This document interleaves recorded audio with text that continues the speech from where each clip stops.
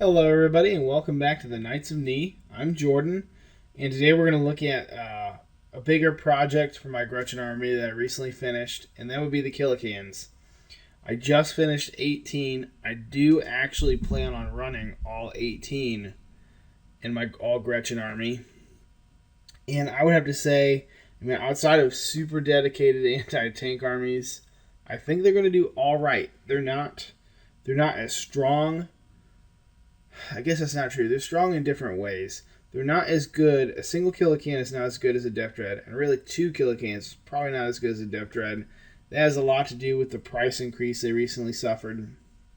But I think they're more durable with the new leadership roles than Orc Boys or something else. It's wishy-washy. It's better for an all Gretchen list to take as many KillaKanz as they can outside of everything else we have access to. I would even argue it's probably better than taking a bunch of mech guns. It'd be better to take KillaKanz now. On the phase of how 9th edition works, how important getting on an objective and sitting there is, running isn't as big a penalty to the KillaKanz as it is everything else in your army, so you could advance and get on the objective turn one and just literally sit there if you can, wait for your normal grots to catch up, and then you essentially will have a big old blob of stuff it's not hard to get rid of because Gretchen are toughness 2 and these are only toughness 5, but it will take time, and at least you'll get some points out of the game. I guess I would look at this as if you were going to play KillaKanz in a normal game, I would not take units of more than 5 because that extra 1 will get you, that 6 or more will get you that extra damage or extra reliable shots anyway from blast weapons, and they're not worth it. But if you wanted to do what I'm doing, we were feeling all Gretchen stuff. Dirty Gubbins, that 1 command point from the Psychic Awakening book, you get -1 to hit them with ranged weapons, is amazing. Just put that on a unit of 6, or if you're playing a normalist 5. I think that's one of the best items that you could probably do. One of the best upgrades you could probably give anything in your army, to be honest. It's super good. I wouldn't... If you could give it to Def Dreads, too, and it would affect all 3 until they break apart at deployment. They'd all still maintain the ability, but they can all get it. But, I mean, if you're going to field KillaKanz, I think your opponent's going to try to get rid of everything else outside of your cans, so any little extra survivability could be worth it in the long run. They do explode, which is a boo, but it's only 1 mortal wound on a 6 to every unit within 6, including like the rest of your KillaKanz, so it's not something to really be too bothered by. They have the Scrag Them ability. It gives them +1 attack if there's 3 or more models in the unit, and that's awesome. You really need it. I would say KillaKanz with Buzzsaws is better than any of the other weapons because you get the extra attack for having 3, then you get another one for having the Buzzsaw. The Buzzsaw is still strength 7, -2 damage. KillaKanz are going to be your new Primaris and Marine Eliminators because people are going to overlook them. They're like, the KillaKanz, they're only leadership 6, they're only toughness 5. I'll even be, they only hit on 5s. But man, when you're rolling 5 dice per guy, you're bound to get through and kill several Primaris Marines in a turn. And you can, the best part is you can still shoot while you're locked in combat with them on your turn because you are a vehicle. The drill is good. It's just not, I don't know, it's such a weird strength and it's such a weird just position, but it is good. It's a strength 6 -4 damage, but on a 6 you also deal a mortal wound.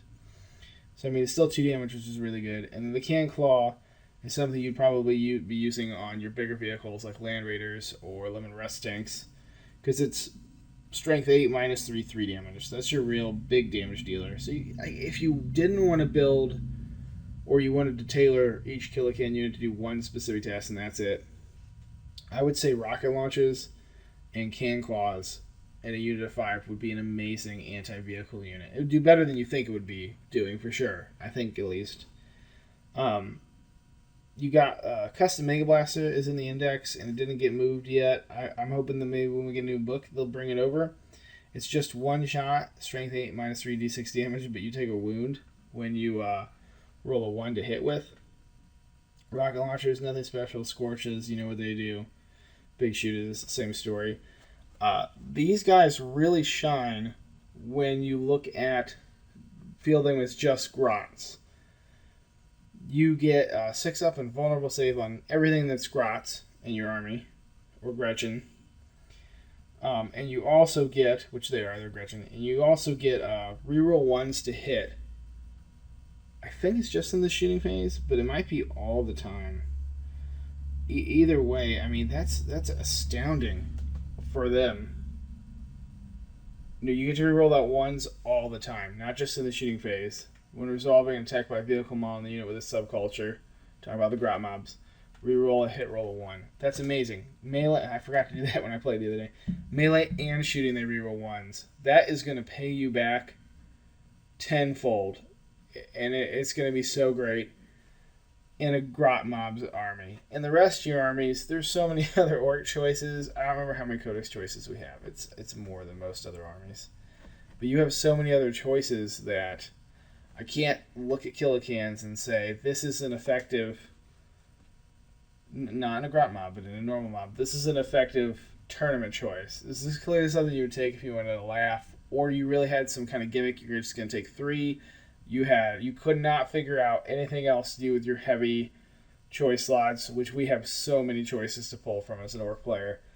And you were like, I'll take 3 KillaKanz. I'm not saying KillaKanz are bad. They're just not in a position where they're super effective for their points after the point increase. But with Dirty Gubbins and playing Grot mobs, man, you could have a unit of 6 of these guys, and outside of things like the Necrons, Annihilation, or Doomsday Arc, you're probably going to be doing fairly well. You could even survive the entire game with that unit of KillaKanz. It's tough. I would say try it out, see what you think, take 3 and play around with them. Maybe you'll like them. But don't expect to win a lot of games with your KillaKanz, especially if you're playing Grot mobs. It's just not going to happen. They're just, you got a ton of models, but they're all terrible. They're all terrible models.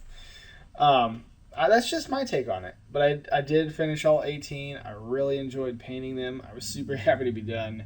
And now I'm getting ready to move on to my actual Gretchen. And I have 65 more to paint now. I got that Christmas guy, the Red Gobbo, and I have a Rot Herder, which I'll be including. He'll be the named character one that's not really a named character in the book, but he's got like a little blurb under the Gretchen and Grots page. And then I gotta get 60 more, and I'll be done. And that'll be my 1850 ITC list, assuming that's what they feel. They could go to 2000. Who knows what they're gonna do yet? We don't really have any say which way or the other. I prefer 1850 point games. I think they go faster. But, at 2000, I'll probably just snag another extra unit of Gretchen. It is what it is. We'll make it work. All right, everybody. You have a great day, and thanks for stopping by.